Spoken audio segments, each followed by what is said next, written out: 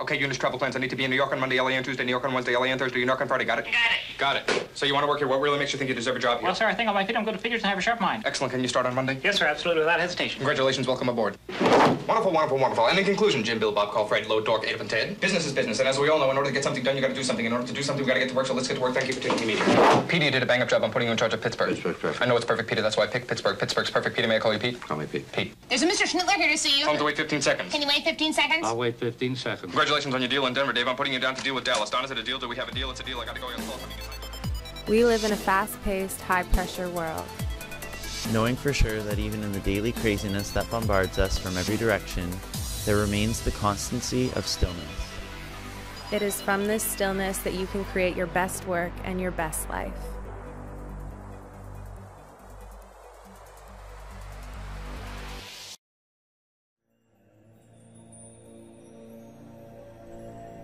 Yoga is an aesthetic discipline of Hindu spiritual descent, which includes breath control, simple meditation, and the adoption of specific bodily postures, widely practiced for health and relaxation.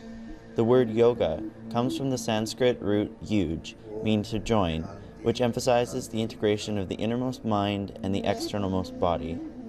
Different schools of yoga stress different aspects, but all branches have a common ideological basis of seeking the betterment of the individual and, in a broader context, of humanity. Yoga is considered a philosophy, a science, and an art. As a philosophy, yoga is unusual in that it stresses the harmonious practice of postures or physical exercises and breathing techniques in order to lead a worthy and satisfying life. According to 2008 Yoga in America Market Survey, Americans spend $5.7 billion per year on yoga classes and products. 15.8 million people practice yoga, 72% of which are women and 28% of which are men. 44% of yogis have household incomes of $75,000 or more. 71% are college educated, and 27% have postgraduate degrees. Absenteeism, a term used to refer to absences that are avoidable, habitual, and unscheduled. Such absences are disruptive to proper work scheduling and output and costly to organizations and the economy as a whole. In Canada, both the incidence and the number of days lost for personal reasons has trended upwards since 2001.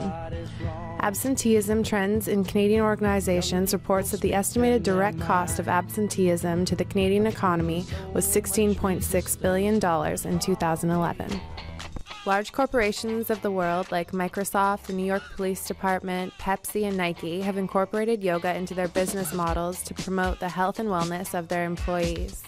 Here are some of the benefits that corporate yoga provides for employees: reduced stress, improved posture, increased energy, decreased fatigue, increased flexibility and strength, improved memory, focus, and concentration, and greater overall health in general.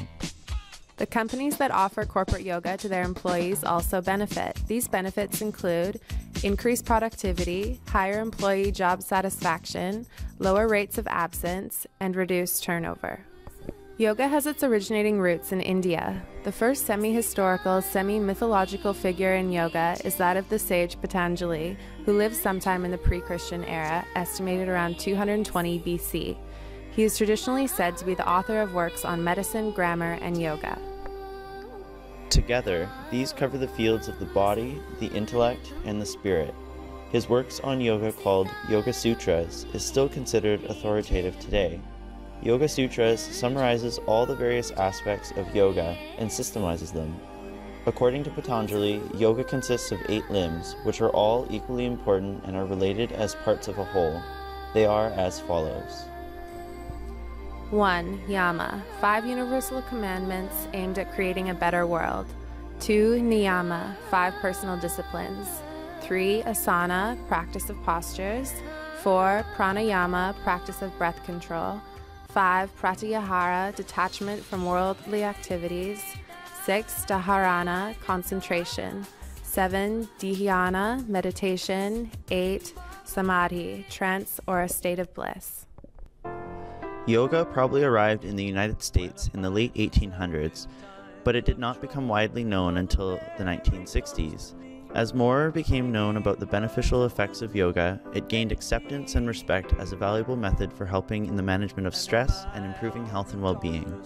Many physicians today recommend yoga as a practice for their patients at risk for heart disease, as well as those with lower back pain, arthritis, depression, and other chronic conditions. The growing field of psychoneuroimmunology, which emphasizes the dynamic physiologic impact of emotions on the immune response, underpins the therapeutic mechanisms of yoga and other forms of mind-body intervention. Interventions that induce relaxation, positive emotions, and overall well-being diminish the activation of the sympathetic nervous system, thereby alleviating the effects of stress, fostering a return on hormonal balance, and minimizing the inflammatory response. Previous research links the practice of yoga with a range of mental and physical benefits, such as improved mood and outlook, reduced anxiety and stress, and enhanced self-awareness and mindfulness, as well as improved physical function and sleep quality among a broad range of populations. A growing body of evidence supports the physical and psychosocial benefits of yoga and suggests the potential for yoga to support self-care and reduce stress in the corporate world. A recent yoga-based intervention designed for employee health promotion yielded improvements in not only perceived stress, sleep quality, but also heart rate variability. Another yoga-based wellness program held daily for 6 weeks demonstrated statistically significant reductions in weight, percent body fat, and diastolic blood pressure, as well as improved flexibility and overall quality of life. Hatha yoga is a form of yoga suitable for beginners. It follows a pattern of a warm-up, a set of asanas, ending with a final relaxation, and often includes a session on breathing techniques. Each asana or position counterbalances the one before and is repeated on both sides of the body. Students are encouraged to work within their own comfort level and within their own limitations.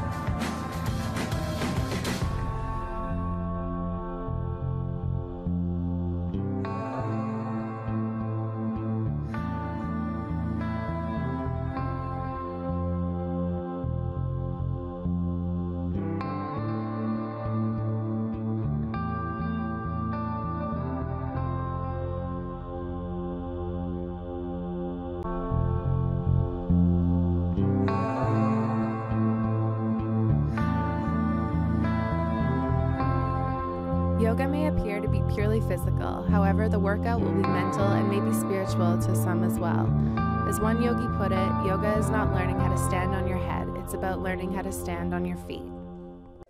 So how does a company promote participation in such wellness programs? And how does a company promote overall self-care? A common strategy utilized involves making health and wellness a personal value within the culture of the facility. By installing a non-mandatory participation, employers reduce the perception that upper management is forcing the program on their employees. By asking employees to take personal responsibility for their own health, employees are more likely to perceive that the boss cares about their health and the health of their families. But most importantly, by not promoting an us versus them mentality, employers and management should join the initiative by taking classes with their staff to encourage these health-promoting behaviors from the top down. More and more leaders in the corporate world have been taking note of the benefits of yoga and meditation. A number of Fortune 500 companies offer yoga and meditation classes for their employees, and the top executives of many major corporations say that yoga has made them better leaders. Today, yoga teachers are returning to school to earn graduate degrees in health education and physical therapy. The result is that the modern yoga class offers a comfortable mix of ancient wisdom and practical science. Given the popularity, access, and growing evidence base, yoga is clearly becoming a cost-effective strategy for businesses to improve the health and performance of their employees. The hope is that these interventions will increase the efficacy within the business models to improve success. This is a growing field that may provide tremendous opportunity for health and exercise practitioners such as us as kinesiologists. It is our hope that this presentation has opened your eyes to this potential opportunity and that it has provided ways for you to improve your own life by connecting your mind and your body.